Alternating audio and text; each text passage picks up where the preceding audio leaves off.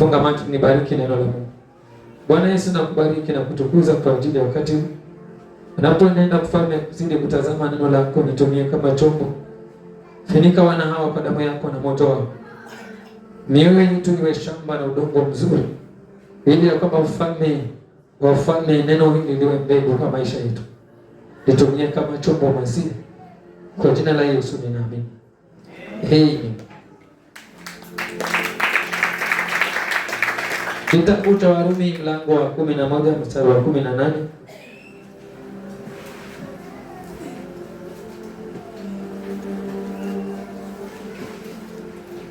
Warumi 11 mstari wa 18. Usijisifu juu ya matawi yale, au kiwa wajisifu si wewe ulichukuaye shina, bali ni shina likuchukualo wewe. Maandiko haya ukiyasoma na kuendelea vizuri na kuyamulika katika maongezi yalikuwa ni maongezi masimulizi ambayo Paulo alikuwa anaongea katika kichwa, akiongea kuhusu shina ama mwanzo. Nami ninataka niongee kuhusu suluhu ya tatizo au jambo. Suluhu ya tatizo au jambo.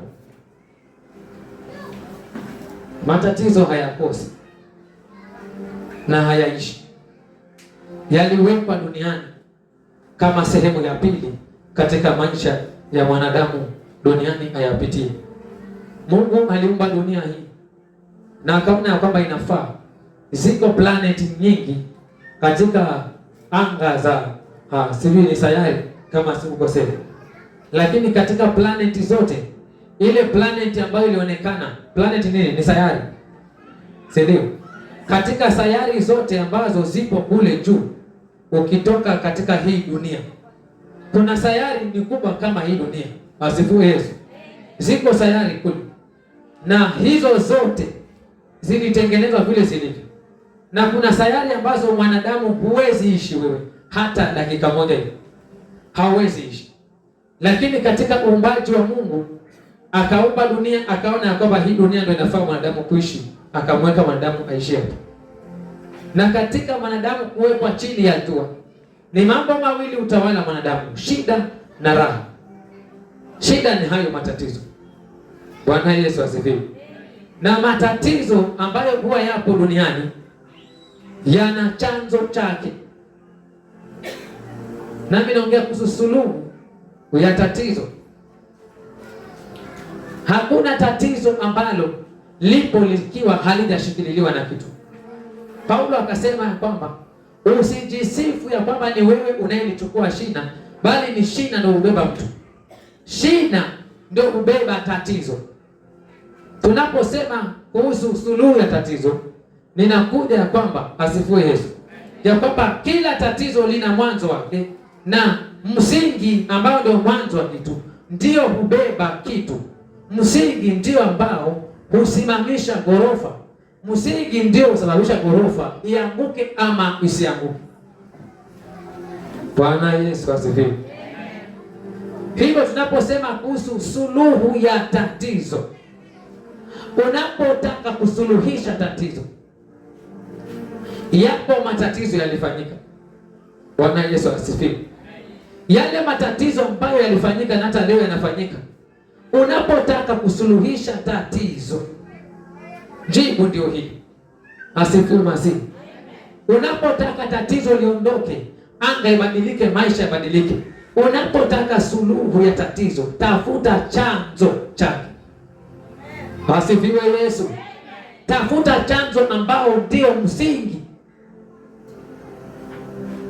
Bwana Yesu asifiwe. Na maanisha nini? Chanzo ndio ubeba mtu.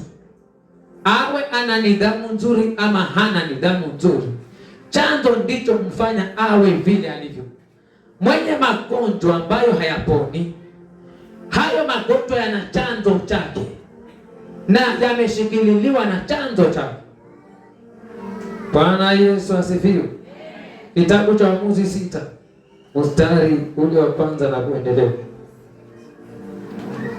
Nataka tuangalie chanzo cha wana wa Israeli kuteseka miaka 7. Maandiko yanasema hivi: kisha wana wa Israeli walifanya yaliyo maovu mbele za macho ya Bwana. Bwana akawatia mkononi mwa Midiani muda wa miaka 7. Mkono wa Midiani ulikuwa na nguvu juu ya Israeli. Tena kwa sababu ya Midiani, wana wa Israeli walijifanyia hayo mashimo yaliyo mlimani na hayo mapango na hizo ngome. Basi ikawa hapo Israeli alipokuwa amepanda mashamba, wa Midiani wakakwea na Wamaleki na hao wana wa mashariki wakawavamia. Bwana Yesu asifiwe. Mahali hapa panaongea chanzo ambacho pengine umekuwa ukisikia ama nikihubiri kuhusu wana wa Israeli waliteseka miaka 7, mpaka mtu wa Mungu huyu ambaye ni Gideoni akaambiwa na malaika wa Mungu, amuka ewe shujaa. Akasema, mimi ni shujaa gani wakati tukiteseka hivi? Bwana Yesu asifiwe. Chanzo cha kuteseka ni kwamba walimkosea Mungu. Chanzo cha mateso miaka 7 walimkosea Mungu, na walipomkosea Mungu, maandiko yanasema Bwana mwenyewe akawaweka kwenye mikono ya Midiani. Mkono wa Midiani ukawa kuna nguvu kwa hata kuliko wao. Na katika siku zote Israeli alikuwa na nguvu. Asifiwe Yesu. Alikuwa akona nguvu mbele ya adui, mbele ya Midiani, kwa sababu alikuwa na agano la Mungu ya kwamba Bwana aliapa akasema, atakayebariki Israeli nitambariki na atakayewalaani nitamlaani. Agano hilo ikawa wana wa Israeli wanapoenda vitani, ushindi unakuwa juu yao, maana kulikuwa na nguvu ambayo ilikuwa inawapa ushindi.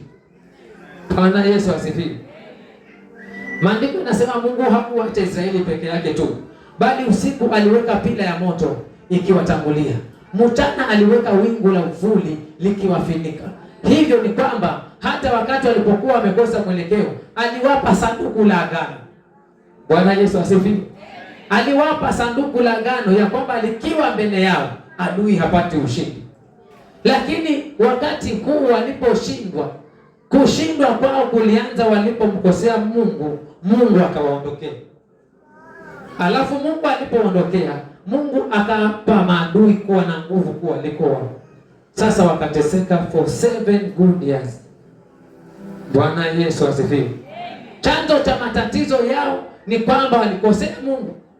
Lakini tunaona ya kwamba wakati walipomulilia Mungu, mstari ule wa 7, maandiko yanasema kisha ikawa hapo wana wa Israeli walipomulilia Bwana kwa sababu ya Midiani, Bwana akatuma nabii. Asifiwe Yesu. Walipotambua chanzo na wakamulilia Mungu, Mungu akatuma nabii. Asifiwe Masihi. Nitakushangaa ukisinzia hapa, lakini sinzia tu. Bwana Yesu asifiwe.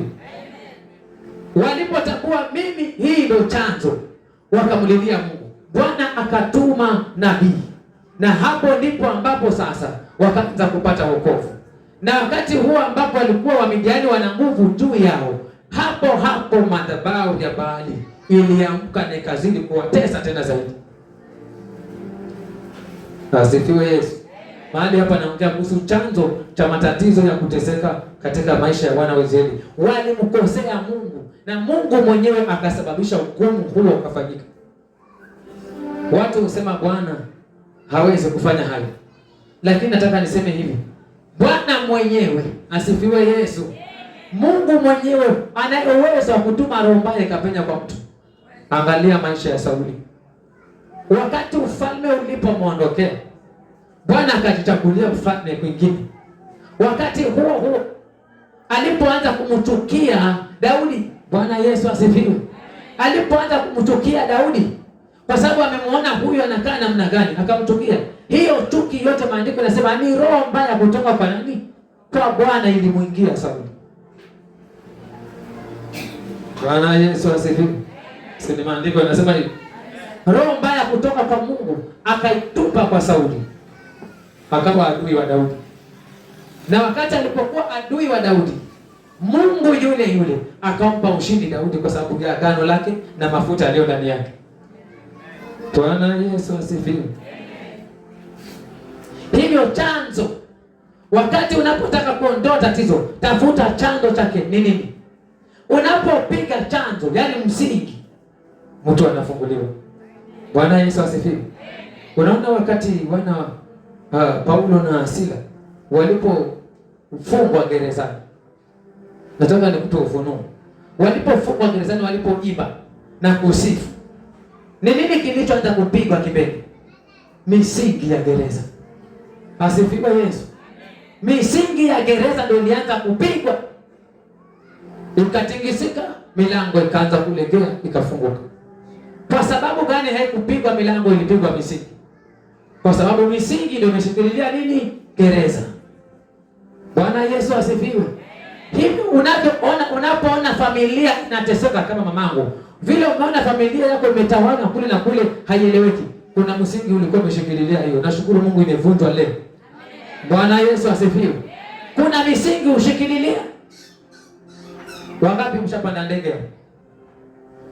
Kuchapanda ndege. Nyocheni mikono vizuri hapa. Wengine hatujapanda ndege na sisi angalau tupate shuhuda. Asifiwe Yesu. Kile kirungu pale kwa ndege, yule dereva kinafanyaje? Kinafanya kazi gani? Kile kirungu control. Harmoni kule mbele ya dereva. Kinamsaidia kupaa na kushuka. Kwa ufupi kinamcontrol kile kirungu. Asifiwe Yesu.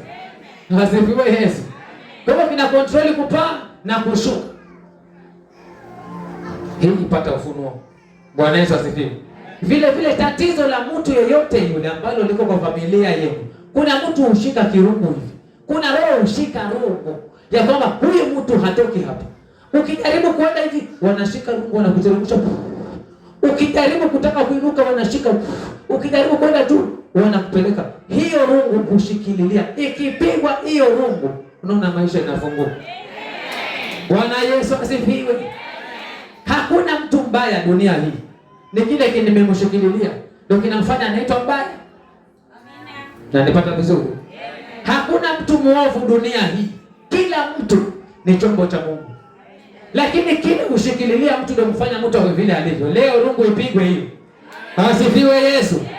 Ile misingi imeshikililia mtu ndio ambayo mfanya mtu awe vile alivyo. Ile misingi imeshikililia familia, ndio maana familia hakuna anapata kazi hata mmoja. Kila mmoja anateseka bana, kuna roho imeshikililia hapo. Asifiwe Yesu.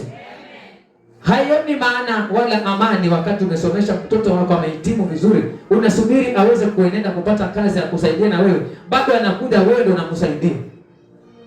Mzazi anatona machozi ya damu moyoni akiungua, nifanyeje? Ulikuwa unafikiria angalau na mimi nitaletewa. Ndio uletewe wewe, unagaramika tena. Wengine wamepata kazi ukitarajia angalau na mimi nitaletewa, na yuko kazini anabadilishwa roho yake asitambue mzazi wake. Mungu akufungue leo, watoto wako wafunguliwe, wakupigie simu, wakuregeshe, wakuletee pesa. Asifiwe Yesu. Kuna kitu utumwa, kila kitu kina chanzo chake. Na niko na mifano mingi kwa Biblia. Bwana Yesu asifiwe. Kwenye mfano wa Sauli iko kwenye kitabu cha Samueli wa kwanza 18 mstari wa 6 mpaka wa 11. Kilichomsababisha Sauli amchukie Daudi, chanzo cha chuki ilikuwa ni kwa sababu aliona huyu mtu. Kuna mtu mpaka leo wanauliza, mbona mimi nakasirikiwa? Chanzo ni nini? Mbona nakasirikiwa? Kuna nini? Kuna chanzo chake. Tafuta chanzo, usuluhishe chanzo, maisha ibadilike. Asifiwe Yesu. Tafuta chanzo chake. Unaposuluhisha chanzo, amani inakuja rohoni mwako. Bwana Yesu asifiwe. Kuna familia moja kule Choni. Hiyo familia, kuna mzee mmoja hapo ambaye alitengeneza huu utanga wake wa kuweka mahindi. Na huyo mzee kwenye ule utanga wake hataki mtu yote apande kwenye ule utanga. Na watoto wa huyo mzee wote wana kazi kubwa kubwa. Jeshi, wengine ni askari, wengine ni KDF, wengine ni wakubwa kule serikalini wana kazi mbalimbali. Wengine ni wakubwa kule katika vitengo vya majeshi. Hapo kwa familia yake huyo mzee ni serikali tu. Alisomesha kwa tabu vizuri mpaka mwisho akawafikisha mahali pasawa, wako kazini. Akaja akachukua uchawi. Asifiwe Yesu. Akachukua uchawi hapo.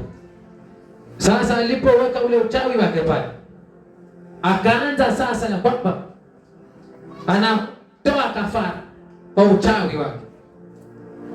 Kwa mwaka mmoja walikufa wanajeshi 5. Mwaka mmoja. Sitataja jina hilo goma maana lajulikana tena sana. Mwaka mmoja 5 walikufa. Kukawa kuna miaka mingine karibu 7 hapo. Mmoja ameoa miaka 7. Hapati mtoto mpaka kwa nyumba yake amejenga iko na rumu 2. Amemwambia mke wake utakuwa ukilala rumu hiyo. Yeye naye akaweka kitanda rumu hii. Kila mmoja analala rumu yake maana bibi Hassan. Bwana Yesu asifiwe. Kwa hilo boma kuokoka mama katika kanisa lile la nyumbani nilikuwa nikishiriki. Alipookoka yule mama pale kanisani, akaja akasema anataka ushirika wa Sunday school. Nilikuwa mwalimu wa Sunday school B, hawa teens hao. Akaja akaona ibada ambayo nilikuwa nikifanya na wale watoto wa teens hao. Akaja akafurahia akasema anataka mje mwekee ushirika kule kwangu. Nikaenda na wale kundi la teens kwao nyumbani. Hapo kwa hilo boma. Nilipoenda hapo na wale watoto nikaika ibada pale siku ya Alhamisi, nikaomba nikamaliza.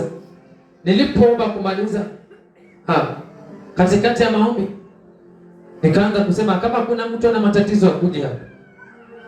Kama kuna mtu ana matatizo njoo hapa. Nikasema msiangalie umri wangu, njoo kama una matatizo. Usiangalie utoto wangu, njoo kama una matatizo. Vile navyoendelea kuongea yule mama akashawishiwa, nguvu zikampiga vizuri mpaka mtu akasema naenda. Akatoka mbele akasimama. Bwanake yuko nyumbani, yuko ndani ya room. Ushirika upo nje. Nilipoanza kuomba yule mama akalipuka jini makata. Alipolipuka lile jini makata likasema mimi ndo ninakata watoto. Mimi ndo ninakata watoto. Nilipomoka wakati likiendelea kuongea vile, mzee wake akatoka kwa ile room akaja akasimama hapo. Akaanza kusikiza. Mke wake anaongea maneno ambayo yako tofauti hajawahi kuyasikia. Wale wanafunzi wakanambia, "Mwalimu, yule ndo mzee wake." Nikamwambia, "Baba asongea hapa." Akasongea. Nikamwambia, "Unasikia kile kinaongelewa hapa?" Akanambia, "Zivisikila kule za kukonda ndo maana kambola wao." Asifiwe Yesu. Nikamwambia, "Haya sikiza." Nikamwambia, "Hiyo ndio inasababisha mkeo hasai." Akasema,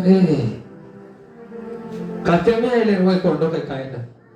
Ilipoondoka ikaenda, yule mzee akapiga magoti chini, akamkumbatia mke wake, akasema, "Twende nyumbani mke wangu." Kumbe nilikuwa sielewi, mimi ndo sielewi. Kumbe mke wangu ulirushiwa majini yenyewe. Maana aliongea mpaka ya aibu. Hatukuwa tunajua wanalala room 2, tuliyapata wakati akiongelewa hapa. Bwana Yesu asifiwe. Baada ya miezi 3, mama wa watu akashika ujauzito. Akaja kanisani kuongea. Asifiwe Yesu. Sasa basi tukirudi kwa boma hii.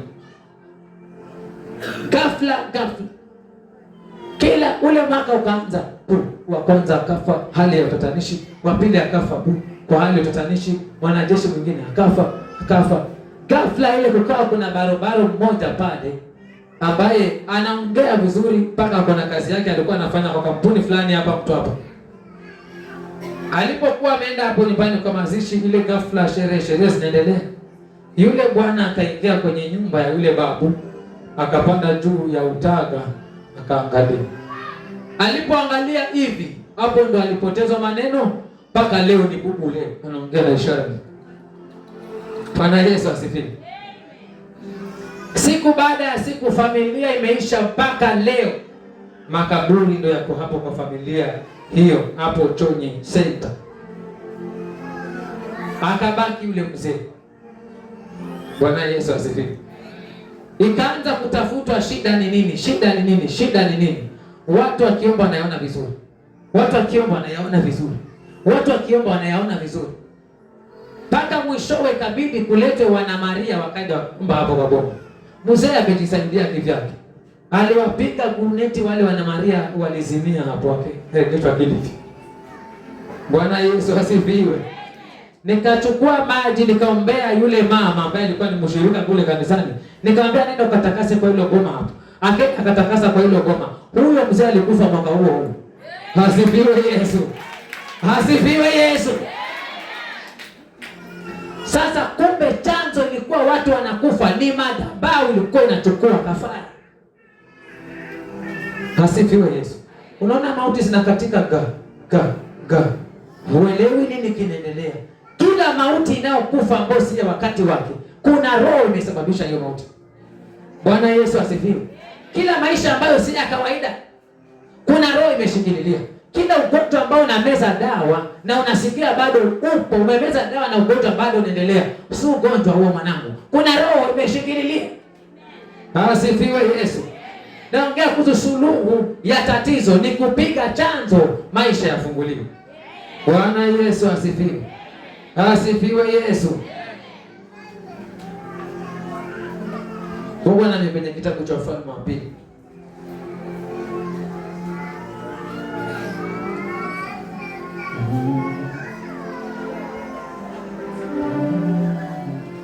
Wafalme wa Pili mlango wa 6 mstari wa 24 mpaka wa 33. Ingawa nitasoma tu huo. Ikawa baada ya hayo, Ben-Hadadi mfalme wa Shamu akakusanya majeshi yake yote, akakwea akauhusuru Samaria. Njaa ikaa kuu huko Samaria, na tazama, wakauhusuru hata kichwa cha punda ikapata kuuzwa kwa vipande 80 vya fedha, na kibaba cha mavi ya njiwa kwa vipande 5 vya fedha. Ikawa mfalme wa Israeli alipokuwa akipita ukutani, mwanamke mmoja akamwita akisema, unisaidie bwana wangu mfalme. Akasema, Bwana asipokusaidia nikusaidieje mimi? Ya uwanjani mwa kupuria au ya shinikizo? Mfalme akamwambia, una nini? Akajibu, mwanamke huyo aliniambia, mtoe mtoto wako tumle leo, na mtoto wangu tutamla kesho. Basi tukatokosa mtoto wangu tukamla. Nikamwambia, siku ya pili mtoe mtoto wako tumle, naye amemficha mtoto wako. Ikawa mfalme alipoyasikia maneno hayo, mwanamke aliyararua mavazi yake, naye alikuwa akipita juu ya ukuta, na watu wakaona, na tazama, alikuwa amevaa magunia ndani mwilini mwake. Ndipo akasema, Mungu anifanyie hivyo na kuzidi kukibatia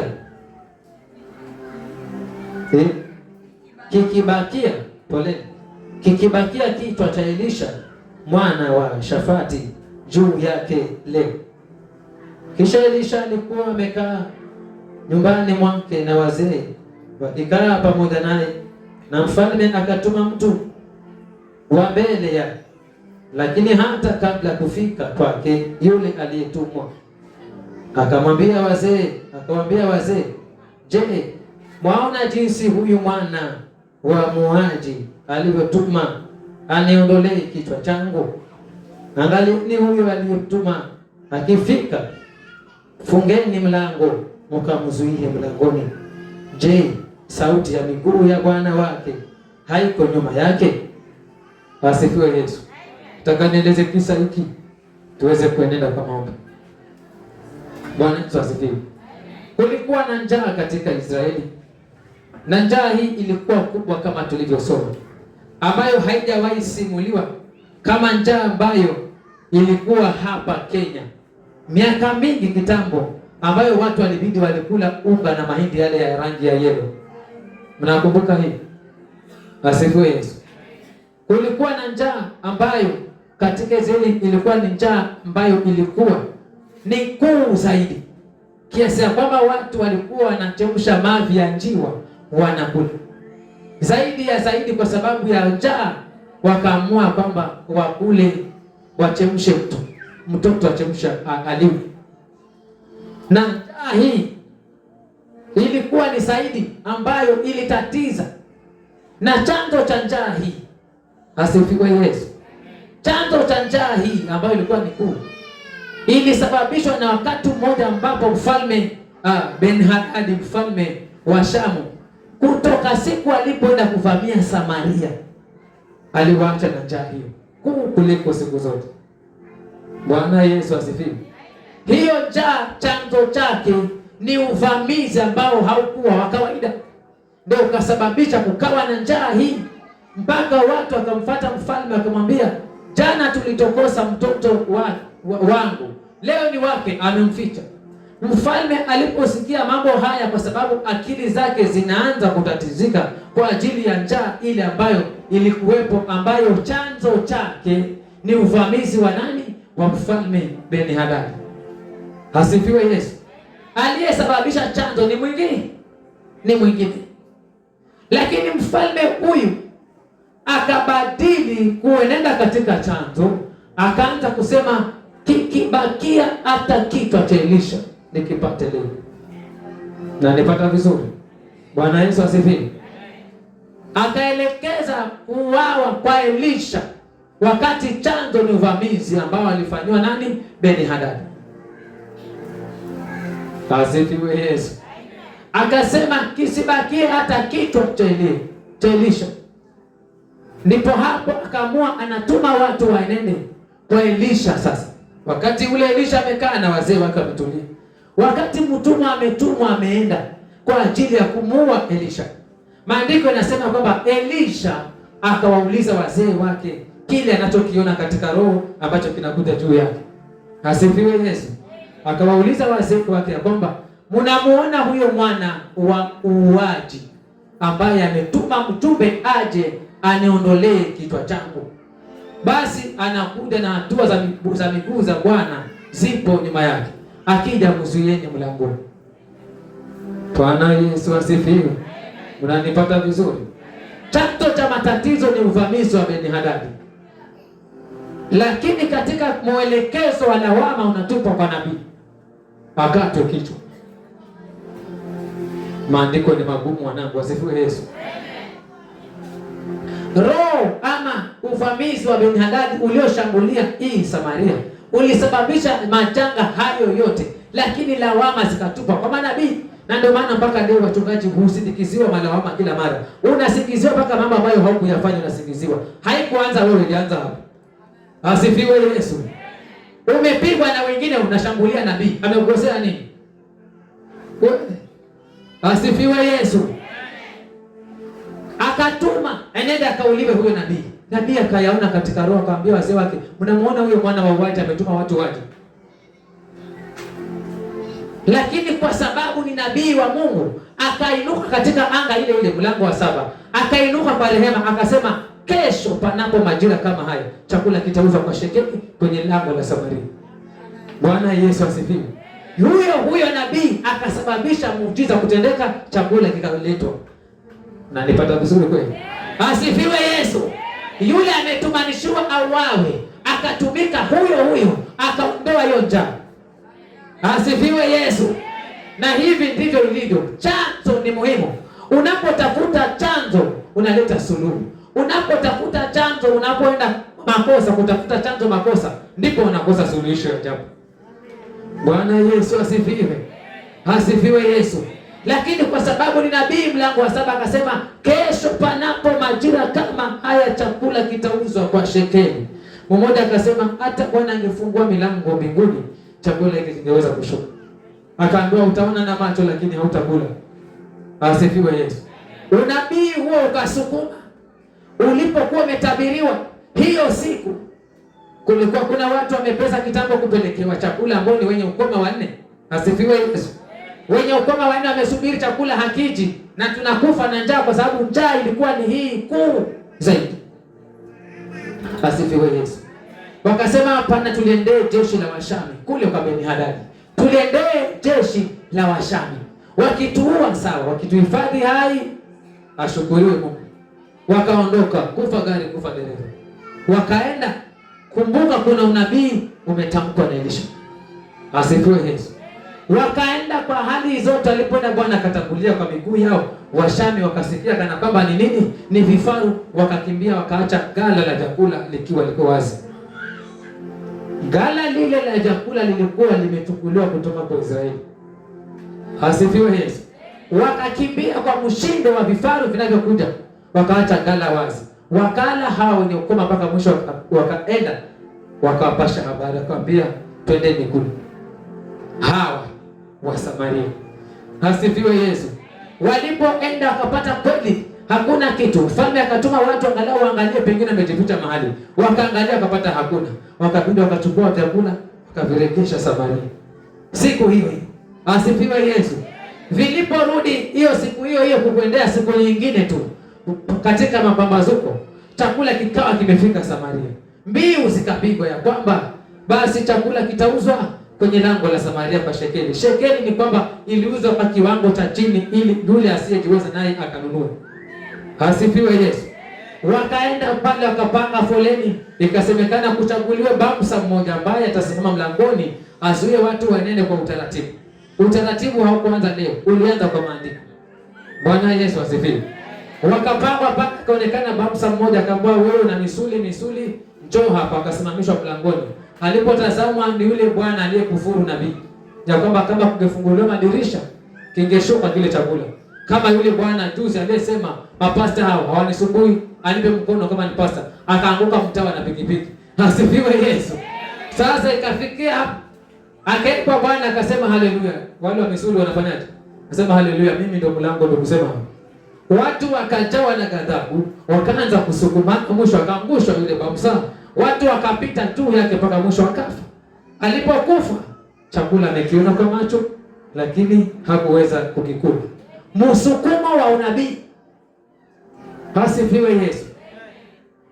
Unabii wa mtumishi wa Mungu mwenye neema unasukuma mpaka utimie wakati wake. Bwana Yesu asifiwe. Ulileta ghadhabu kwa wenye ukoma wanne, ukaleta ghadhabu kwa wale watu ambao walikuwa wamepanga foleni wametulia hapo, na bamsani yule ambaye ako na laana ya unabii wa mtumishi wa Mungu. Unalipata vizuri? Asifiwe Yesu.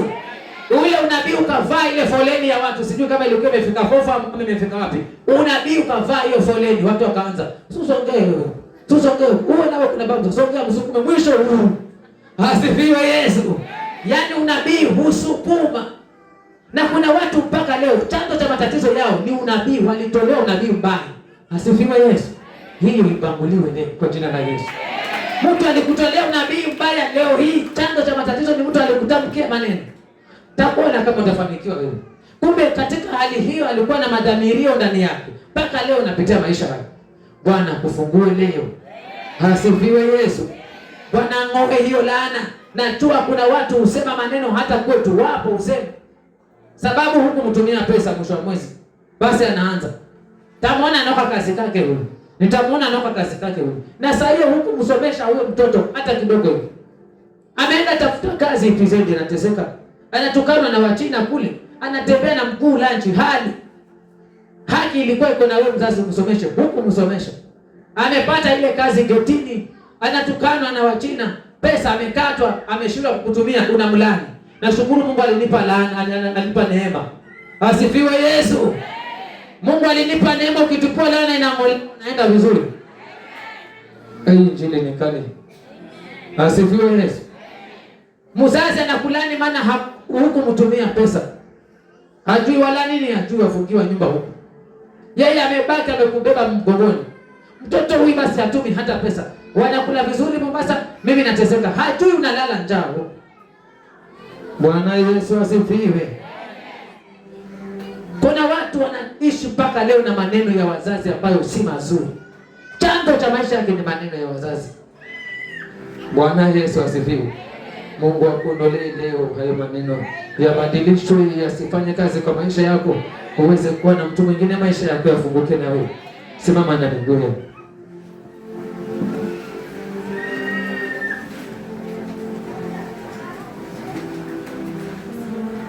Tokea Beni-Hadadi avamie Samaria, mambo ambayo si ya kawaida yakatokea kwa Israeli. Tokea Beni-Hadadi, na mpaka leo usiku nikawa ninaonyeshwa mambo katika roho ya kwamba kuna watu hapa mlikuwa na huduma nzuri, lakini ulimpa mkono mtu mmoja tu akabeba anga yako ikaenda. Kuna mwingine alisalimiwa na shangazi yake mwenyewe tu. Toka hiyo waelewi maisha yake ya ndoa.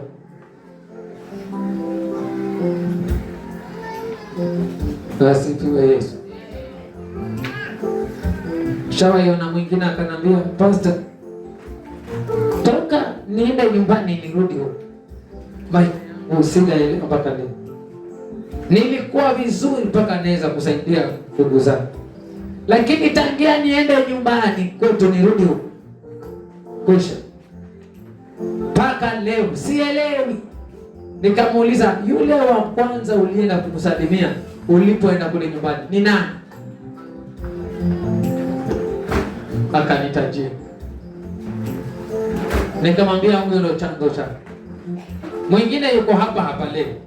Asifiwe. Akanambia, Pastor, huu mkono wangu unaniuma hata siwezi. Unauma huu mkono hata siwezi. Nimejaribu kila kona lakini sijui nifanyeje. Nikamwambia, ninaona mtu mkono wako, natoka umpe mkono wako. Kisha alikusambaratisha. Yuko hapa vizuri, yuko kule mwisho na sikutaji ni wapi. Yuko hapa. Nikamuuliza, ninaona mtu ambaye ulimpa mkono, nani huyu? Akanambia, Pastor, ni mjomba wangu nilimpa mkono. Asifiwe Yesu. Akanambia, toka nimpe mkono tu. Jioni hiyo mkono ulianza kutambaa. Nikamwambia, hiyo ndio chanzo. Nasema toka Beni-Hadadi avamie Samaria, kulikuwa na njaa kuliko siku zote. Na leo naongea na mtu hapa, ukiwa napata ufunuo chanzo na shida yako tokea siku fulani, ndipo maisha yako yamekuwa yalivyo. Natamani tuende kwa maombi kuanzia leo. Tunapoenda kwa maombi, tafuta chanzo, kemea kile chanzo. Nimekupa neema, kemea kile chanzo, nami nitaomba hicho chanzo kikuwa chini. Maana pasipo kuondolewa chanzo, tatizo litaendelea. Lakini kikipigwa chanzo, inaweza ikawa chanzo ni madhabahu ya kwenu, ndio imesababisha uko vile ulivyo. Inaweza ikawa chanzo ni mzazi wako, ndio imesababisha vile ilivyo. Tunapoenda kwa maombi, achilia moyo wako mbele za Mungu.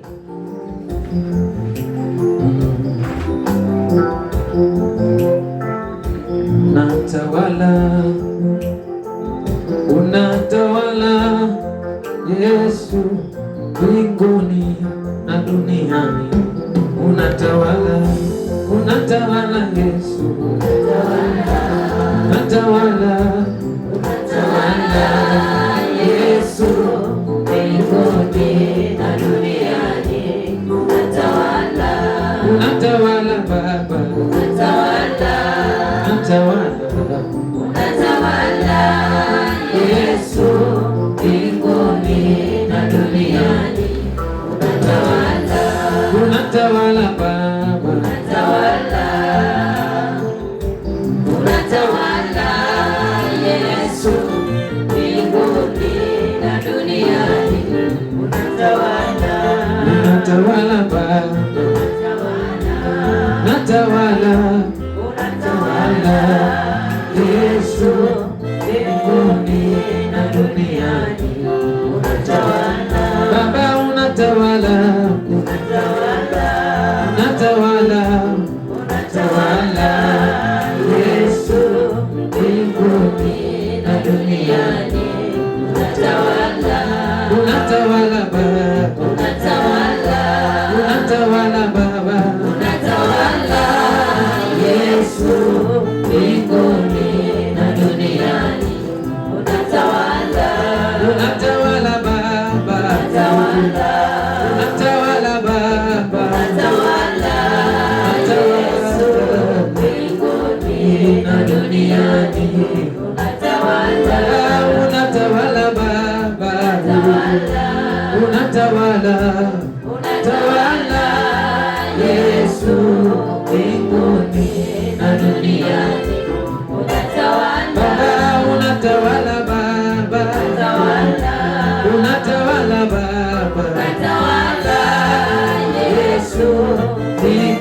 mbinguni na duniani, unatawala, unatawala, unatawala, unatawala Yesu, unatawala Yesu, mbinguni na duniani, unatawala, unatawala Baba, unatawala, unatawala, unatawala Yesu, mbinguni na duniani, unatawala, unatawala Baba, unatawala, unatawala, unatawala Yesu, mbinguni na duniani, unatawala, unatawala Baba, unatawala, unatawala, unatawala Yesu, mbinguni na duniani, unatawala, Yesu unatawala Baba, unatawala, unatawala, unatawala Yesu, mbinguni na duniani, unatawala, unawakufanana na Yesu, unawakufanana naye, unawakulinganishwa na wewe unawakufanana naye, Baba, unawakufanana na wewe unawakufanana naye, duniani na hata mbinguni, unawakufanana naye, sema neno, ni nani wa kupinga? Wakufanana, ukiahidi sharti utimize. unawakufanana naye, Wewe ni mwalimu Baba, wewe ni mwalimu, Yesu wewe ni mwalimu, hakuna wakufanana naye, wewe jemedari Baba, wewe jemedari, Yesu wewe jemedari, hakuna wakufanana naye, wewe jemedari Baba, wewe jemedari, Yesu wewe jemedari, hakuna wakufanana naye, wewe ni komanda Baba, wewe ni komanda, Yesu wewe ni komanda, hakuna wakufanana naye, yale nisiyoyaweza Bwana, wewe unaweza.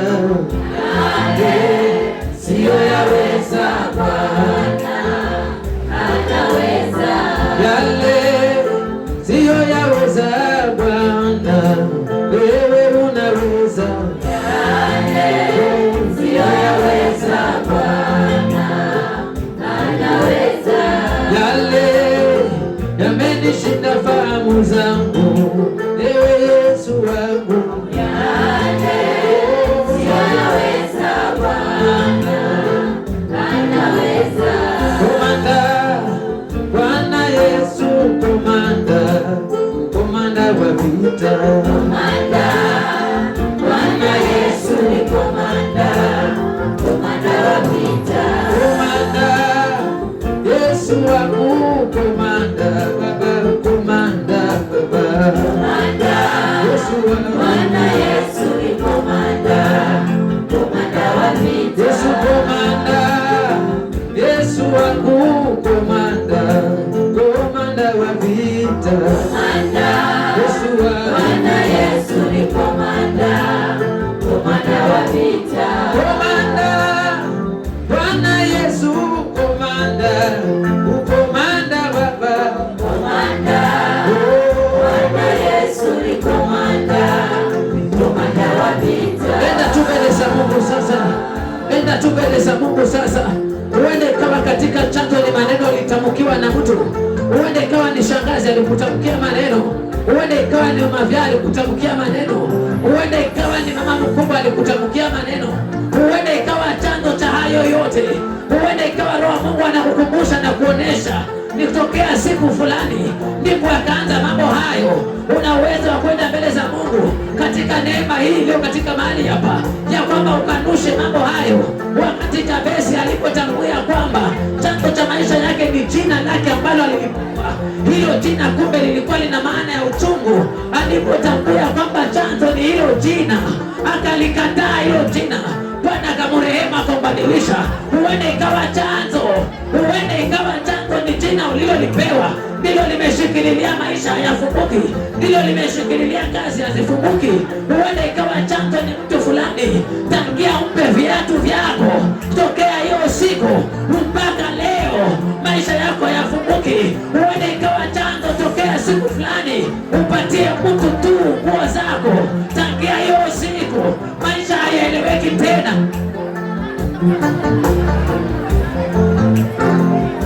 Unaweza kwenda mbele za Bwana aliye hai, ambaye anabadilisha chanzo, ambaye anabadilisha misingi, ambaye anabadilisha misingi akaibadili na maisha yakaweza kufunguka. Huenda ikawa ni maneno ya mzazi alikutamkia ndio yamesababisha mambo hayo yote. Leo achilia moyo wako mbele za Mungu tu, yeye ni wa rehema na neema.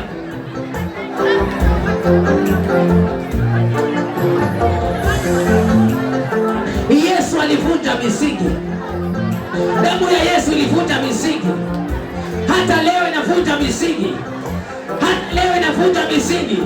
Huenda ikawa chanzo cha magonjwa ni kwa sababu magonjwa hayo yako kwa familia yenu. Ndiposa hiyo roho imeeneza magonjwa mpaka kwa mwili wako, huelewi. Hata huelewi kinachoendelea ni nini. Kumbe chanzo roho hiyo ya magonjwa imepenya kutokana kwa familia yenu kupitia kwa damu ya ukoo. Hiyo roho imepenya hivyo hivyo.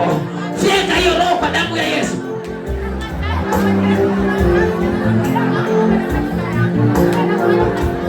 Huenda ikawa leo umwelewi bwanako, umwelewi alivyo, tabia zimebadilika. Kumbe nitokea shikani na mtu fulani akaanza kubadilishwa. Hiyo roho ilipenya kupitia kwa anga hiyo. Fyeka hiyo roho, fyeka hiyo roho, fyeka hiyo roho. Kea mzee wako ashikamane na rafiki yake, mambo ikabadilika. Fyeka hiyo roho, katanisha urafiki wao, katanisha hiyo anga yao yote. Kila kitu kina chanzo chake. Kila kitu kuna roho zimeshikililia. Kila roho kuna kazi zinafanya kwa maisha ya mtu. Kila maroho kuna kazi zimeachiliwa kufanya hayo kazi. Zama katika maombi, tafuta kile chanzo, kitafutwe hicho chanzo. Zama katika maombi, alika roho Bwana aliingie ndani ya maisha yako. Alika damu ya Yesu usafishe. Huenda ikawa mipango yako hauelewi leo, ila chanzo chake tangia siku fulani mweleze mtu mipango yako, ndipo wakazima mipango yako haieleweki. Katisha hiyo anga. Deluti kwa damu ya Yesu. Deluti kwa damu ya Yesu. Tokea magombano fulani, naona mtu aligombana na mtu, na tokea hiyo siku maisha yake yakabadilika, maana huyo mtu alienda mahali. Katika jina la Yesu aliye hai, tokea ugombane na huyo mtu, akabadilisha maisha yako. Alichukua nguvu akatupa kwa maisha yako, leo imebadilika, haeleweki. Kwa jina la Yesu aliye hai, kwa jina la Yesu aliye hai, kwa jina la Yesu aliye hai, hizo nguvu zinazotawala kwa maisha yako zilizotupwa zipigwe na damu ya Yesu.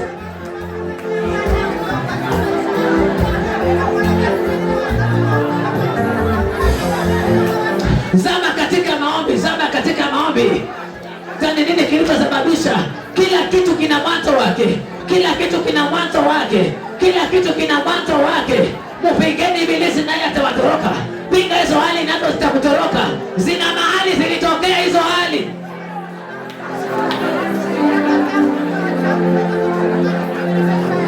Roho wa Mungu tukuka milele mfalme. Tukuka milele wakati na majira haya. Tukuka milele Jehova. Unapotafuta chanzo cha matatizo ya mama yule, unapotafuta chanzo cha matatizo ya mzee yule, unapotafuta chanzo cha kijana yule asiolewe, unapotafuta chanzo cha mama yule na mtoto yule elimu isifunguke, Bwana Yesu chanzo kitafutwe. Kinachoshikilia kitafutwe. Kinachoshikilia kitafutwe. Musako wako ufanye kazi. Musako wako ufanye kazi. Aliyeshikilia ndoa ya mtu atafutwe na nguvu za Mungu.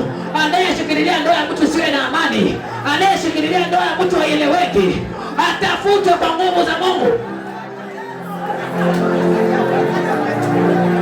Tawala mfalme wa mfalme. Tawala Bwana Yesu. Tawala maisha haya. Tawala mfalme. Tawala maisha ya kila mmoja.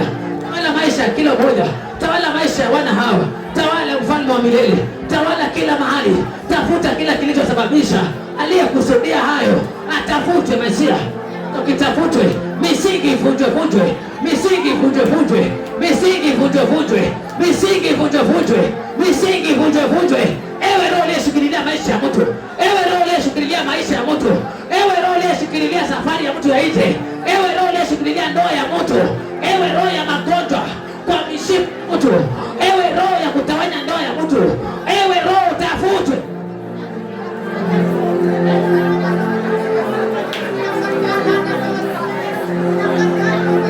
Ruhusu damu ya Yesu itakase, ruhusu damu ya Yesu itafute, ruhusu damu ya Yesu ibadili anga, ruhusu damu ya Yesu ibadili historia. Tumia damu ya Yesu kukiri ukombozi na kufunguliwa. Tumia damu ya Yesu tutenganisha na laana ya ukoo, tenganisha na utawi wa kila aina, tenganisha na karama za watu, laana za ukoo, kila karama za wanadamu zilizotupwa zitenganishwe.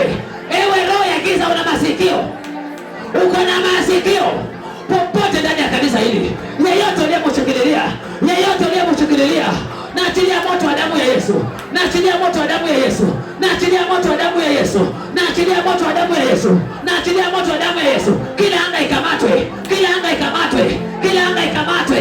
Hilo shina ambalo wenyewe walioliweka walikufa, hilo shina likamatwe, hilo shina likamatwe, hilo shina lienende na aliyekufa, hilo shina lienende na aliyekufa, katika jina la Yesu aliye hai.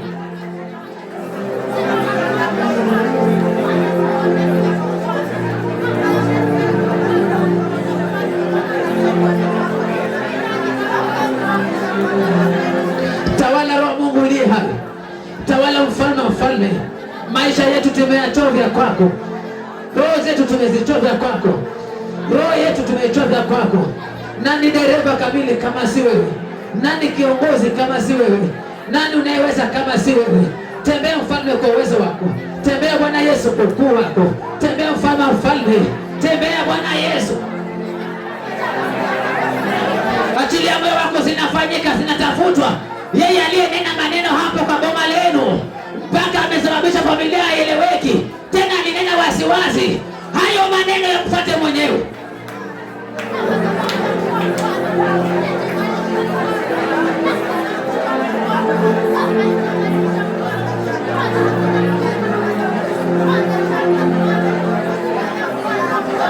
Tangia nguo yako ipotee, hauelewi kinachoendelea kwa maisha yako.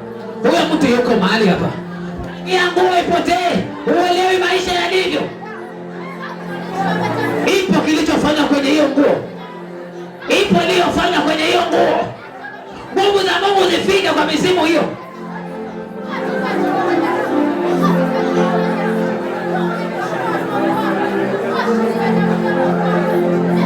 Bwana Yesu, damu yako isafishe roho hizi, damu yako isafishe nafsi hizi, damu yako ibadili historia, damu yako ibadili mapito, damu yako ibadili mazingira, damu yako ibadili afya, damu yako ibadili Jehova, damu yako ibadili, damu yako ibadilishe.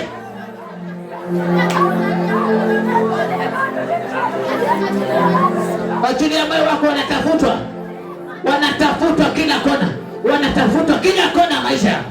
Hayo unapitia, kuna chanzo chake, kinatafutwa.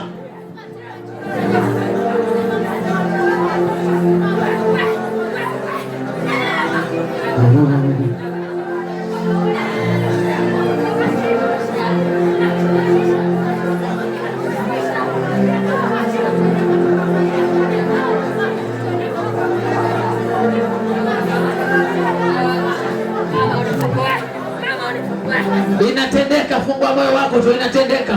Nguvu za Mungu zinatafuta upana na urefu wa maisha yako ambao uelewi. Imekuwa ni kama ndoto, kama fumbo kwako, kama giza. Mtu akikuuliza unaenda wapi, uelewi unaenda wapi, maana unachokipitia hata kieleweki. Kumbe kuna chanzo chake. Roho wa Mungu anatafuta.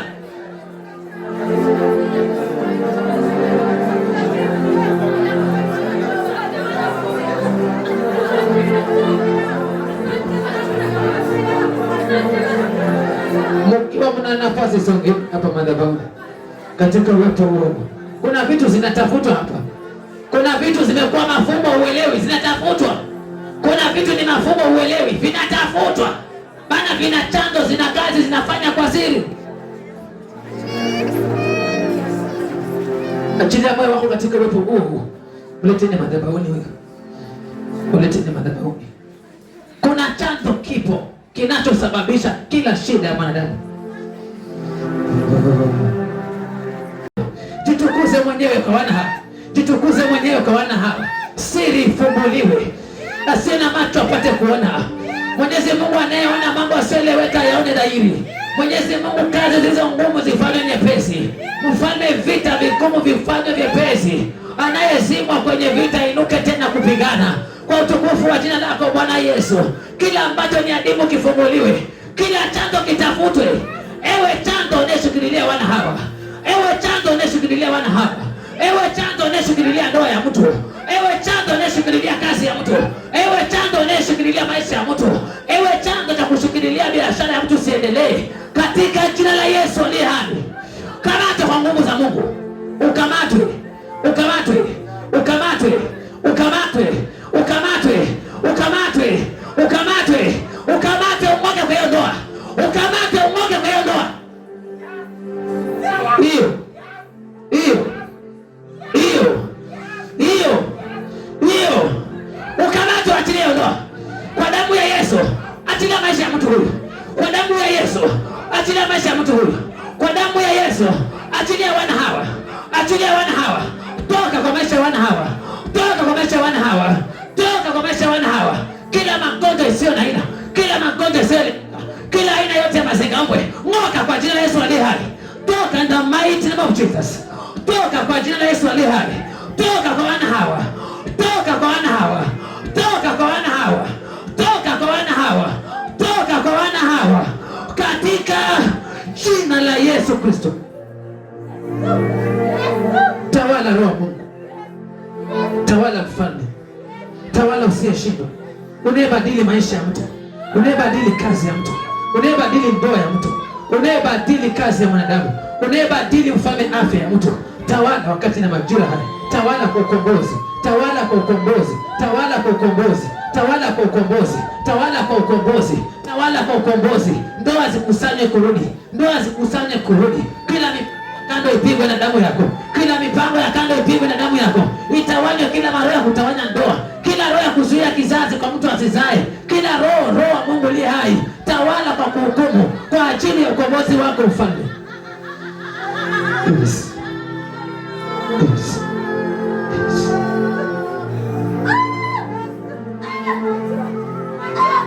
Fungua moyo wako, inakamatwa tu.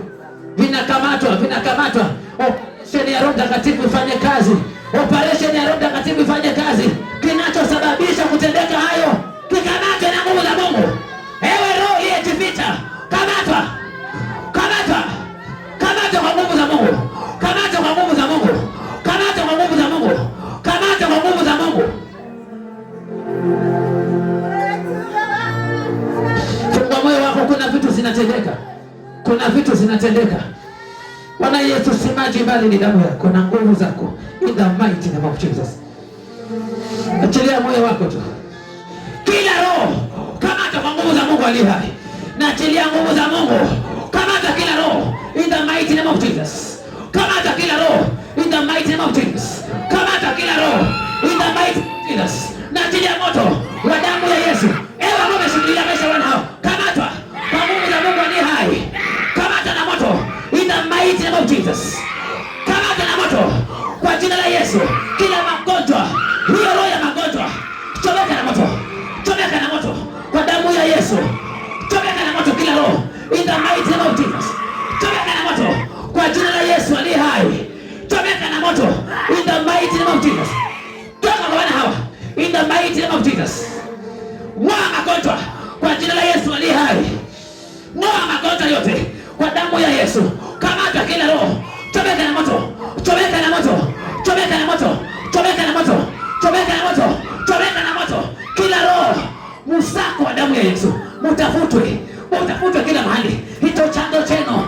Tafutwe kwa damu ya Yesu. Kila chanzo kipigwe. Iwe ni figo kwa boma. Chomeka na moto. Kila aina yote. Chomeka achilia wana hawa. In the mighty name of Jesus. Msako ufanyike, msako ufanyike, msako ufanyike, msako ufanyike. Kila aliyeshikilia maisha, toka the mighty name of Jesus. Kamatwa. Kamatwa kwa damu ya Yesu.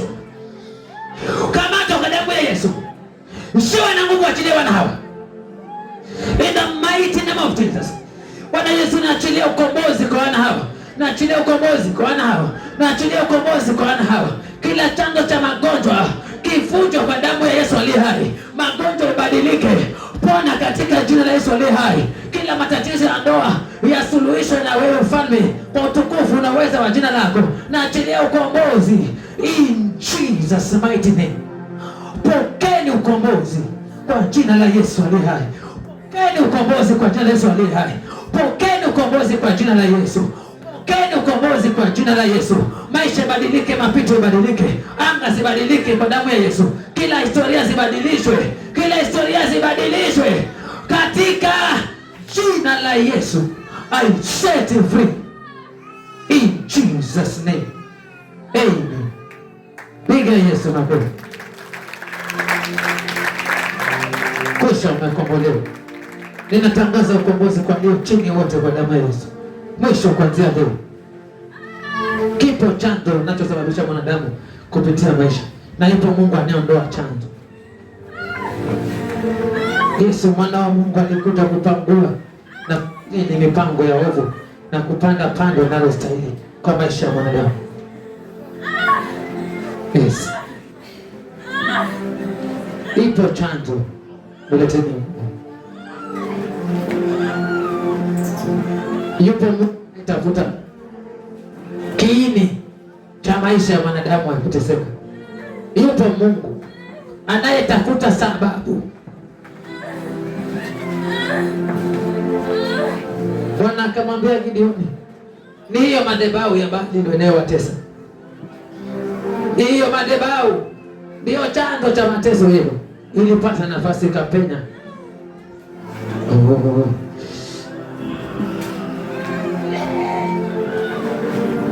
Mwachilie haraka. Mwachilie haraka na wewe. Inua mikono yako juu wende. Juu. Enda. Juu na wende. Juu na wende. Beberuka wende. Magonjwa ya arthritis uliyemtupia kwa magoti yake. Kweli. Inua mikono yako juu na wende. Pamoja na virako vyote. 1, 2, 3, 4, 5, 6, 7. Kwa damu ya Yesu, chochote ambacho umemshikililia kumtesa kwa maisha yake, ninaking'oa kwa damu ya Yesu. Ninaking'oa kwa damu ya Yesu. Ninaking'oa kwa damu ya Yesu. Ninang'oa katika jina la Yesu. Kusha. Nisongezeni.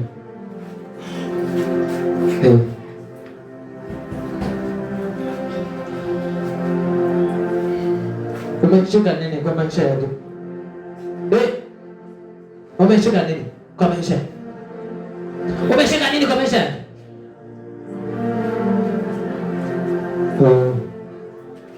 Aenda. Tembea wewe. Tembea wewe. Na mizigo yako. Enda tu. Enda. Bye bye. Bye bye. Bye bye. Mwisho. Mwisho. Pokea uponyaji in Jesus name. I set you free. Mwisho. Simama na miguu. Piga Yesu makofi.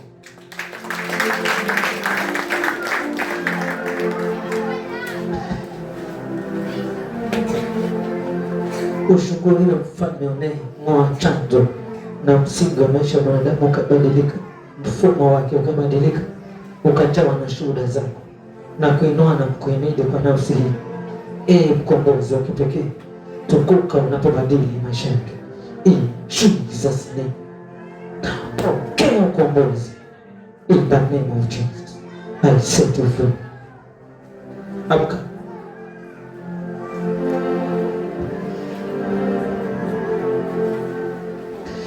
Bwana Yesu, pewe sifa, unayebadili, unayevunja misingi, ukaachilia upendo kwa maisha ya mwanadamu.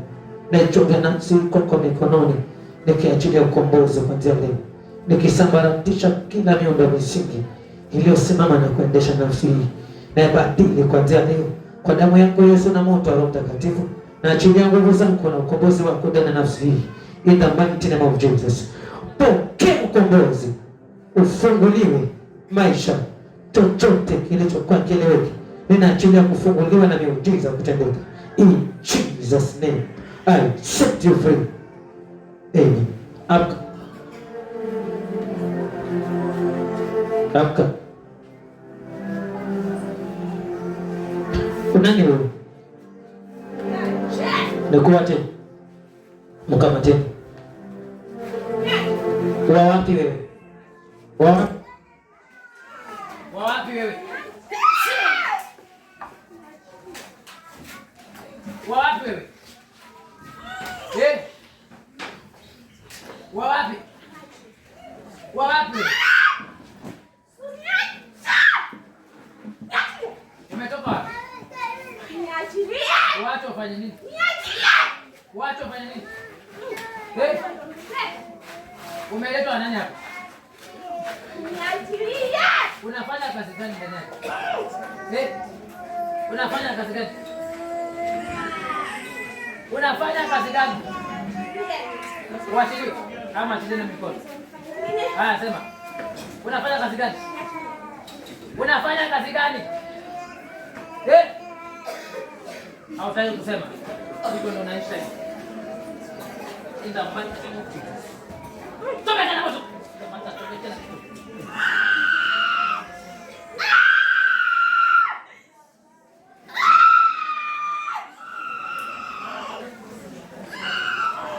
Unapoachilia mikono, weka na wewe. Achilia mikono. Kweli. Kwenda. Kwenda, tu. Nenda. 1 2 3 4 5 nimepasua macho yako.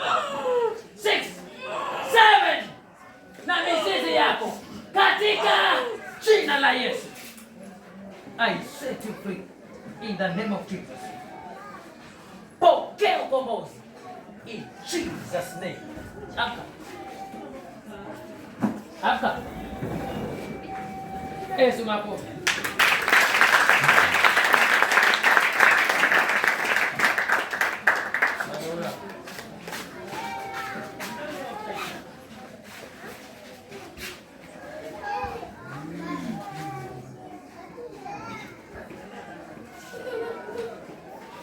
Hicho ndo ameshikililia.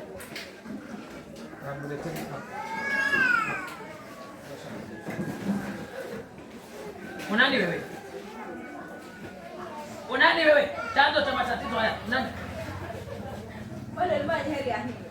Oh, mchoni. Wewe, tunasumbue. Umeshikilia nini kwa maisha? Wewe. Umeshikilia nini kwa maisha? Umeshikilia nini? Mimi nimwambia hapa mlikosi. Mipango yote utaikansel. Programu zake zote utazikansel. Maisha yake yote utakansel. Kila kitu. Ndoa yake, hata huyo mtoto wake. Kila kitu. Wewe hapo ulikufa. Mimi. Sisi tulikuwa tupo 6. Wewe hapo ulikufa. Mimi. Kama tena mnaza.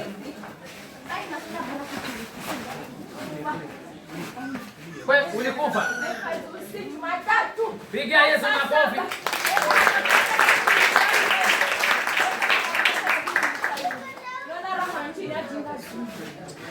Nilikwambia kuna mchawi alikufa maana mchana. Saa 7.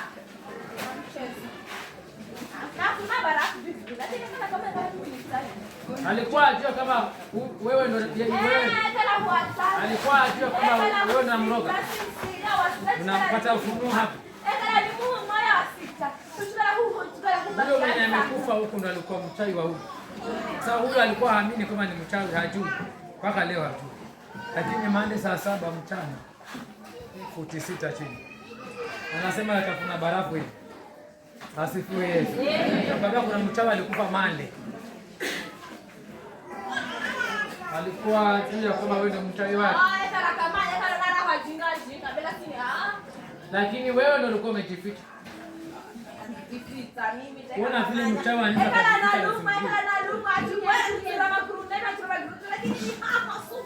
kwa hapo hapo. Sasa hii nini kilichokupiga ukafa? Piga hiyo.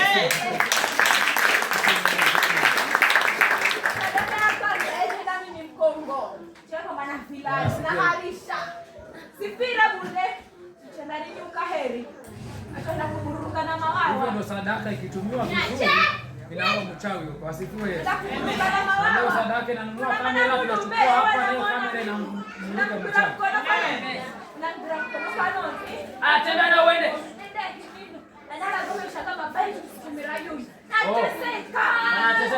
Ulimsimamishia nini? Unapoona hapa?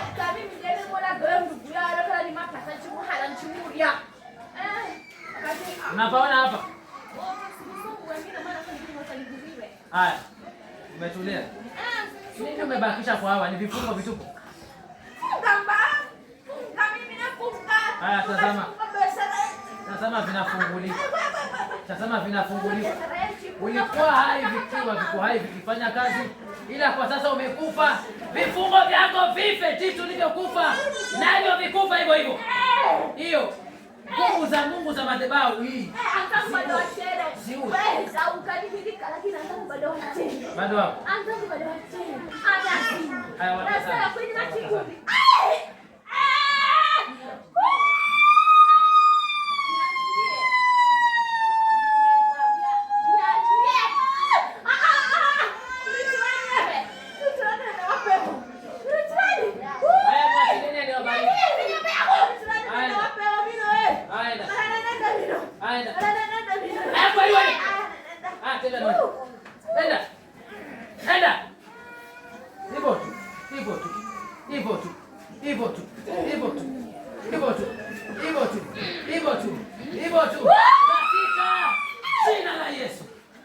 I set you free in the name of Jesus. Wewe nao nani? Mimi leo wakatana. Wewe wakatana. Unafanya kazi gani wewe katana?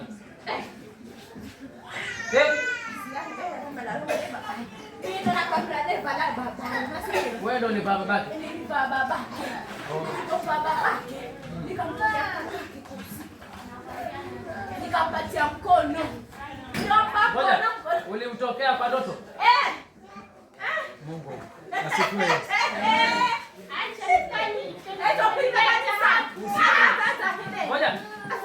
Usiku huu wa leo nimeota mshirika hapa ametokea na mtu kwa ukuta hivi. Halafu yule mshirika akapaza sauti akasema yule mtu akajipoteza, ukabaki mitungi peke yake. Kumbe ilikuwa ni Mungu. Mtu wake alitokewa na mtu wake kwa ndoto. Unaona nawe? Baba. Ukamtokea kwa ndoto. Mtu wewe ndugu yangu anaenda kanisa na mtu kanisa ya Kristo ya Mungu. Pigia Yesu makofi kanisa la wachawi.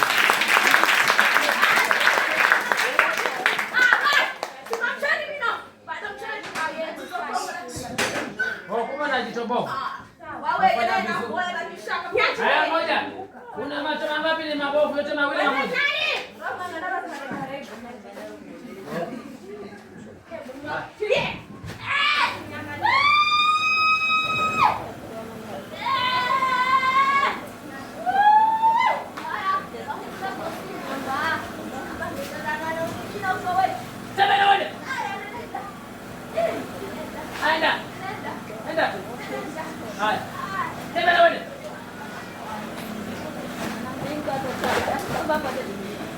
Yesu makofi anasema pakalika.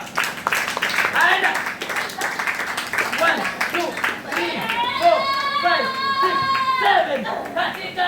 jina la Yesu. I set you free in Jesus name. Amka.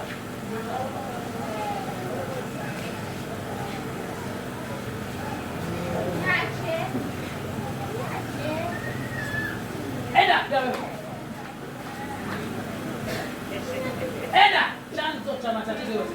Toka na wewe. Enda. Toka na wewe. Hizi nguo. Anakupenda kuvaa hizo nguo.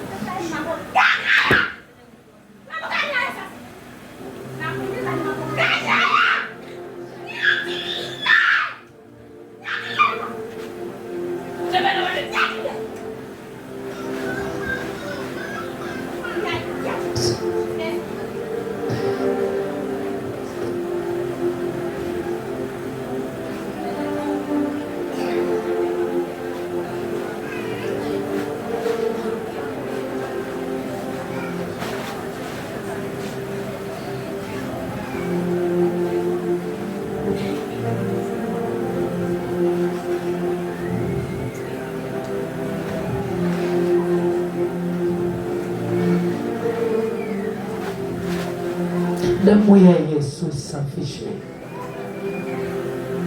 Damu ya Yesu kata hiyo agano. Damu ya Yesu kata hiyo agano. Katwa. Katwa. Katwa. Katwa. Unani wewe? Hebu taka. Unani wewe? Unani wewe? Unani wewe? Unani wewe? Unani wewe? Unani? Tamka. Hebu ngoja. Leta inayosumbua wewe. Leta inayosumbua.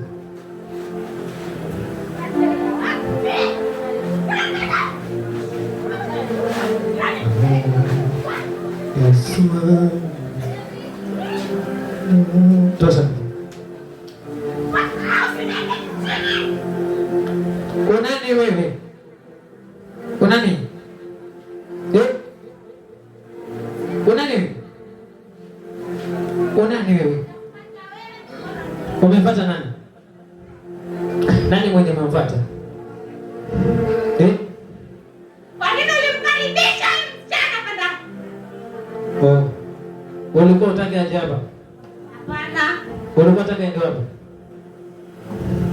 Nilimfunga. Asiendelee. Hata kwa hapa kanisani hela utochoka. Wewe ni nani? Nataka kujua. Wewe ni nani? Niachilie. Na uhai hapa ulikufa? Niko hai. Ulimfunga nini? Una afya? Nakula nikishiba. Unakula ukishiba? Na mchawi?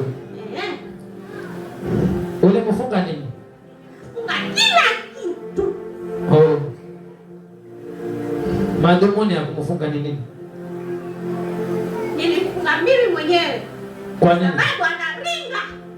Huyo msichana. Una watoto wewe? Ringa. Niko nao. Unamhitaji wewe? Ni mjukuu wangu. Ni mjukuu wako? Wa upande gani? Huko muulize. Unaniuliza maswali. Mbona yanisumbua? Usiniache. Oh. Niachilie. Hauna watoto wewe? Niko nao wengi. Mbona ufungi watoto wako? 12. Mbona wafungi hao? Mbona maswali? Si umeuliza niko na watoto nikamwambia nao. Oh. Wengi. Unajua ulipo hapa? Nijue. Unapaona? Paoni. Au paoni? Astaki paoni. Ndo hapo paoni. Ndo hapo. Ndo hiyo. Ndo hiyo. Ndo hiyo. Ndo hiyo. Ndo hiyo. Ndo hiyo ushapaona?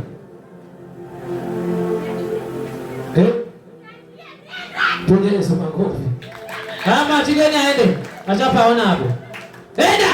1 2 3 4 5 6 7 katika jina la Yesu. Dai. Mwisho.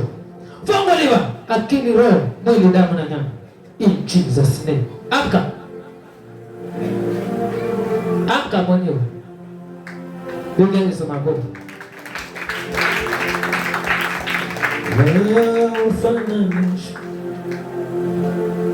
Baada ya muda mfupi utamwona maisha yake yamefunguka, amekuwa tofauti, hata ona kama vile alivyokuwa akiishi mwanzo, maana walimfunga wamemwachilia.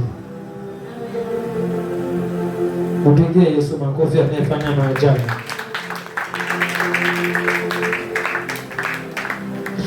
Unani wewe?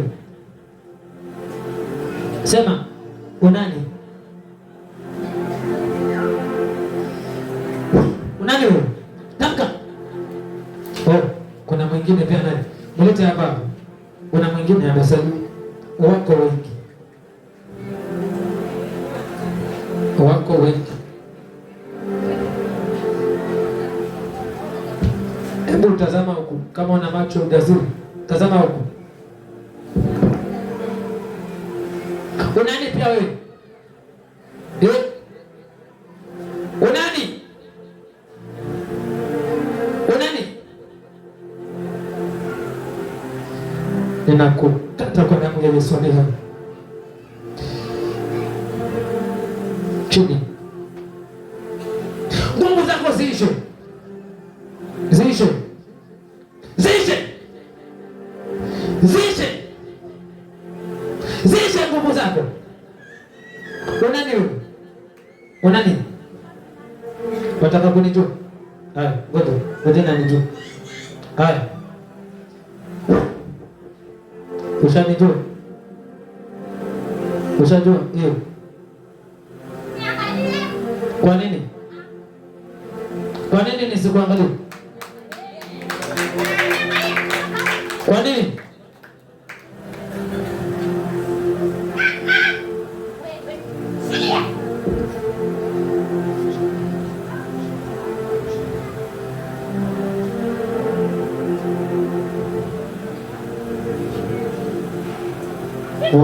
Mungekuwa mnaona kile kinafanyika hapo, ndo nguvu zako hapo. Kwisha nifungue na huko pia. Kama hataki kufungua, lete mkono wake. Yes.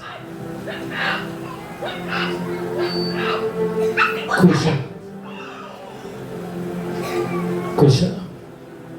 Die in Jesus' name. Benja Yesu magofu. Amka.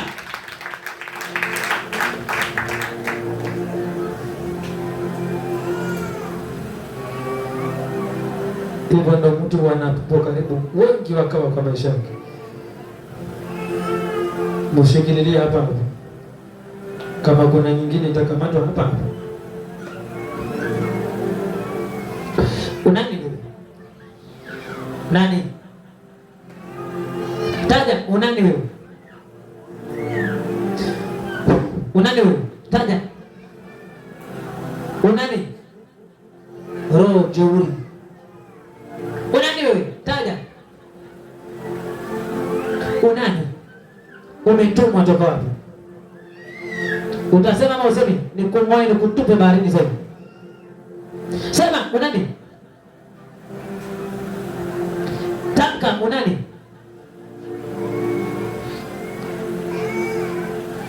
Tuone ujeuri wao.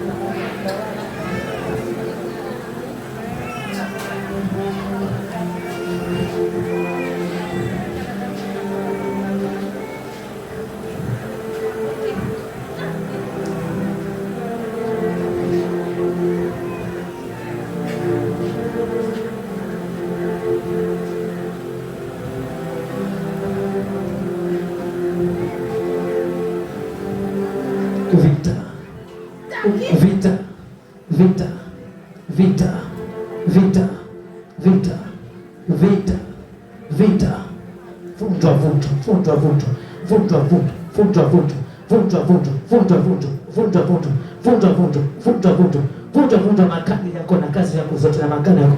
Vunja. Yes.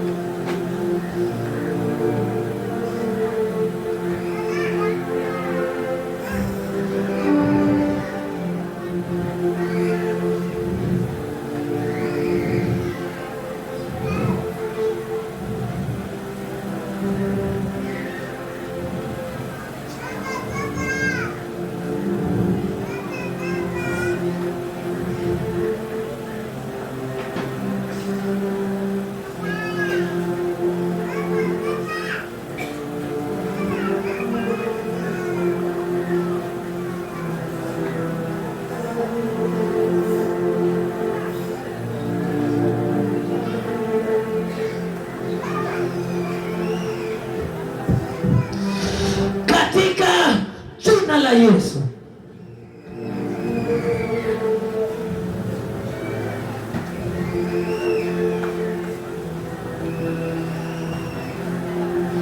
Ninatangaza disconnection kwa ufalme. Tolewa kwenye ufalme. In the name of Jesus. Tolewa kwenye ufalme. Tolewa. Roho yako itolewe. Roho yako itolewe. Itolewe kwa damu ya Yesu. Kwa damu ya Yesu ipige ufalme. Ipige ufalme. Ipige ufalme. Roho yako nje. Nje. Nje. Nje. Magana devil worshiper. Tolewa kwenye ulimwengu wa devil worshiper. Tolewa kwenye ulimwengu wa devil worshiper. Tolewa kwenye ulimwengu wa devil worshiper. Tolewa. Ninakutoa kwenye ulimwengu wa devil worshiper kwa damu ya Yesu iliyomwagika msalabani katika jina la Yesu. Pokea ukombozi in the name of Jesus. In the name of Jesus. In the name of Jesus. I set you free. Amka. Piga Yesu makofi ya kimi.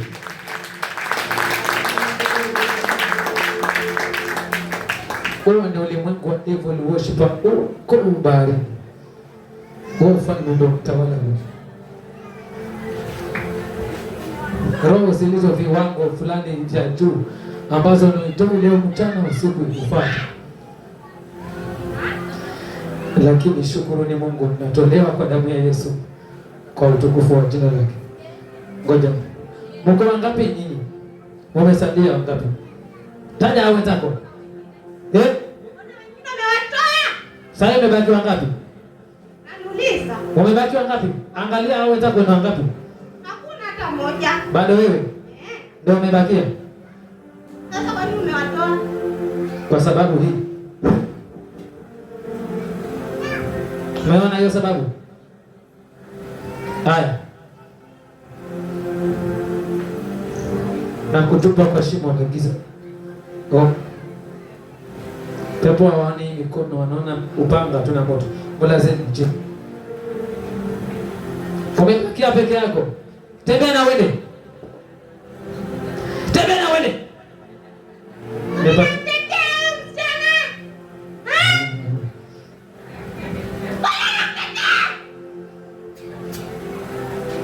Na achilia nguvu za Mungu kwa nguo hii. Iwe ukombozi. Haya.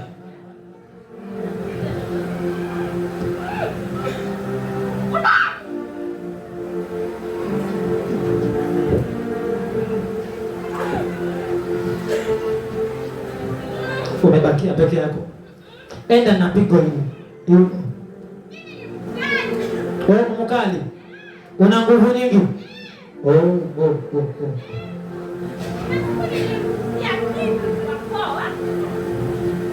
Kuna siku ulimrushia kitu kwa goli na ukampata. Maana una nguvu. Na alilia. Maana uko na nguvu. Alikuwa hawezi kuna. Hawezi kunywa maji. Lakini Aliongea neno moja tu peke yake. Akafunguliwa. Na shangaa akapata kula mpaka akashiba. Bwana sasa hivi umemfunga nini?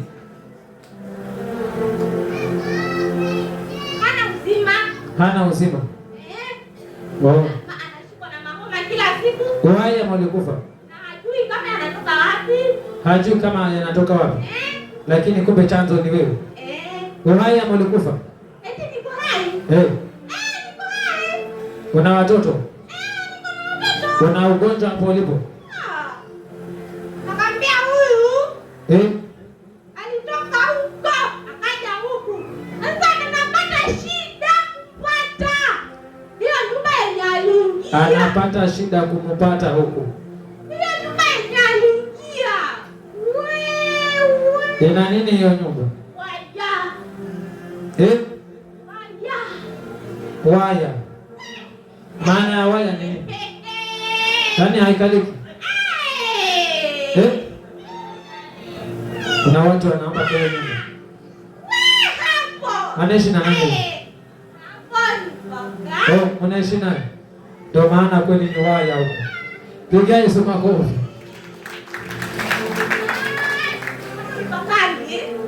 Nepakaje? Mwalimu, Mungu akubariki. Mungu akukalimu. Ingie. Mbona ndo utarushwa huko? Utarushwa huko nje. Piga Yesu makofi. Hapa unapaona? Sana.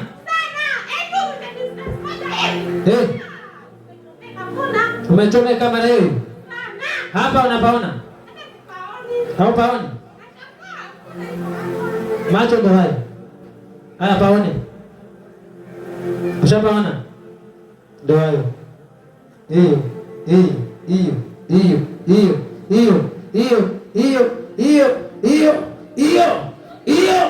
Hiyo katika jina la Yesu. Kusha.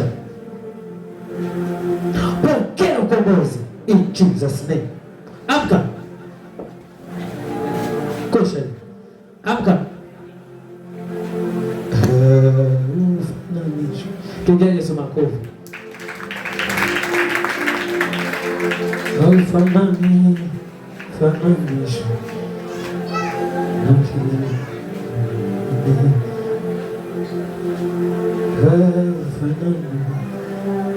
Unani wewe pia?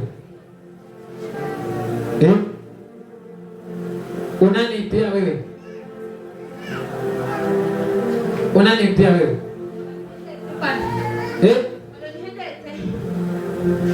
Umefanya nini hapa?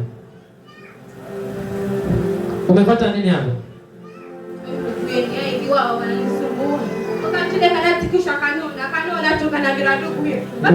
Ndugu yake yupo.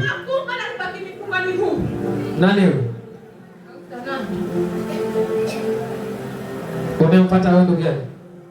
Umfanye? Maana taasisi zingine na goma ambazo tukakifaa zigongwe na goma sio na goma. Tunachambirwa leo.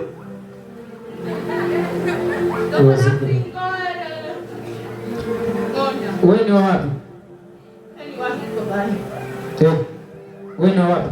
Ni wapi Chihunga? Bechihunda. Bechihunga.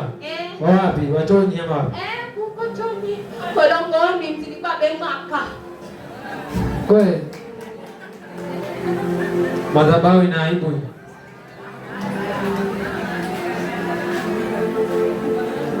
Haya, tumekujua na uchawi wako wa choni wa mvua.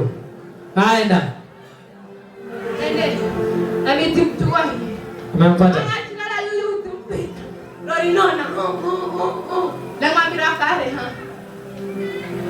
Huyu nimemficha, lakini akiona yeye anaongea yote.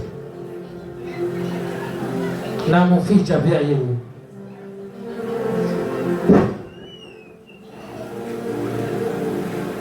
Tembea uende.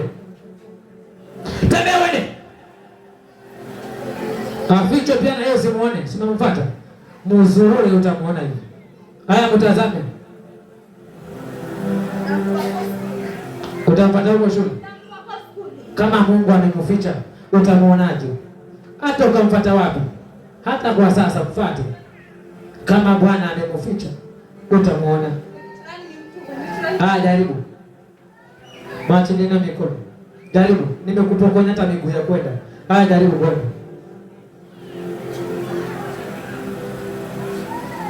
Ushikwe na malaika mpaka kuzimu. Katika jina la Yesu. I set you free. In Jesus name. Aka. Simameni na miguu yenu kama kuna fungu la 10, njoo kuombe.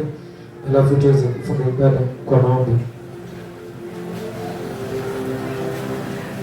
Amini Mungu na Mungu atakukomboa. Haya maombi yanafanya kazi kwa. Amini Mungu. Kama uko na fungu la 10 njoo kuombe. Kama uko na chumvi na sadaka na mafuta na maji njoo nayo.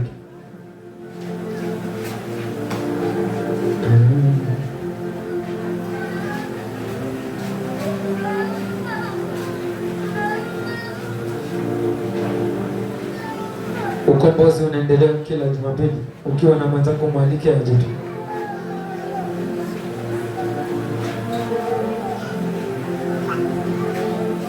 Wewe muleteni huko.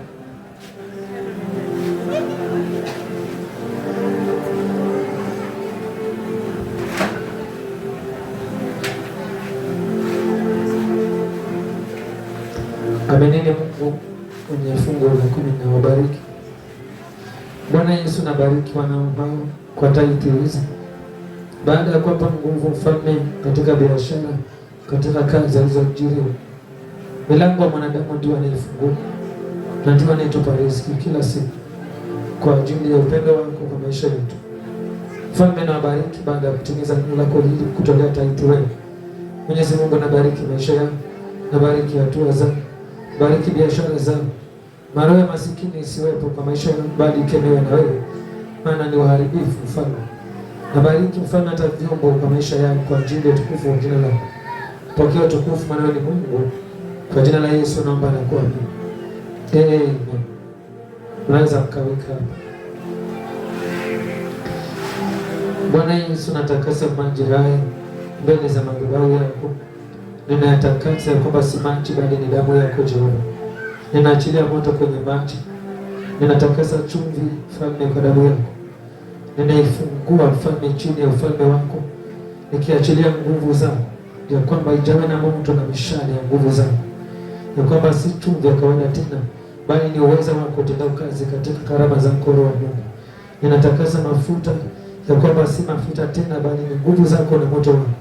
Jehova, inapotumika tools hizi zitumike kwa ufalme wako na ufalme miujiza yako ijidhihirishe milele kwa kila hatua kwa ajili ya utukufu wako. Kwa jina la Yesu ninaamini. Amen. Tuamini Mungu kwa kufunga ibada. Asante mfalme na kuinua Mwenyezi Mungu na kubariki kwa ajili ya ibada hii. Asante tangia mfalme siku zote hata juma hili. Asante kuanzia asubuhi mfalme amekuwa Ebeneza na amekuwa Mwenyezi Mungu mkombozi wa ajabu mchana wa leo. Nihimidiwe jina lako litukuke katika umbali huu. Tazidi kusoma katika mbele zako Mwenyezi Mungu. Mwenyezi Mungu tufike kwa juma linaloendelea. Tangulia mbele yetu kwa kila jambo. Tangulia kwa vyombo vya kutengenezwa na wanadamu tunavyovitumia.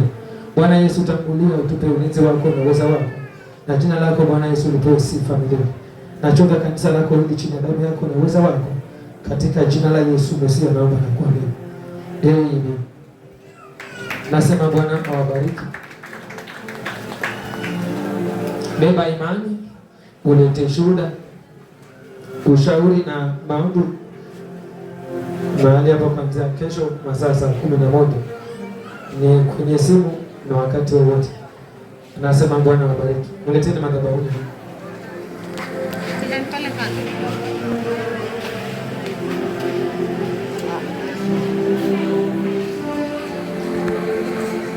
Bado yuko hivi. Ngoja nimfungue huyu alafu aje. Ni nini unahisi?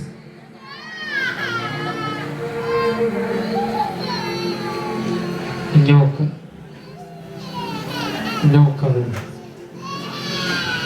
katika jina la Yesu mwana wa Mungu aliye hai. Nyoka una masikio, mwachilie haraka, mwachilie haraka, mwachilie haraka, mwachilie haraka na uende. Umemsokota mwili wote, katwa, mwachilie. Enda. Ndio hiyo roho nyoka. Unaona hiyo machubu? Ndio hiyo. Yes. Ndio hiyo. Kata kwa damu ya Yesu. Kata. Enda. Kwani wewe? Mwachilie na wewe. Mfungue uende. Ufungue ni wewe.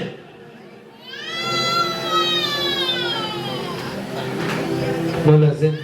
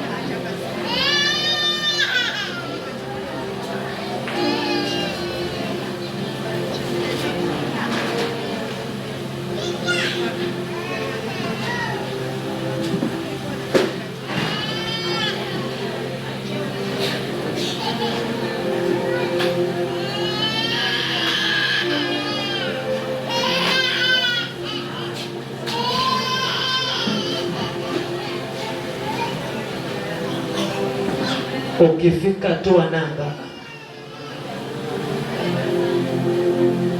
Ukifika toa nanga. Hivyo tu.